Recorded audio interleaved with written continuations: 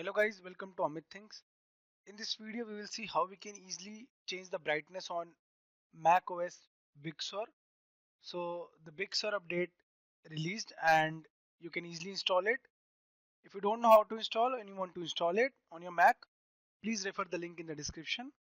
So guys, after installing you can see it will change the wallpaper on its own, and these are the changes. If you want to change the brightness, it's very easy. You need to click on this sign just on the right of Spotlight search. Click on it. On clicking you can see the interface is really good now. It's amazing. Here display is visible. Display is the brightness. You can minimize this or you can maximize it like this by just toggling. So I'll just keep it to this. Looks fine. So this is how you can change the brightness. Let's see another way. Go to Spotlight search, type brightness.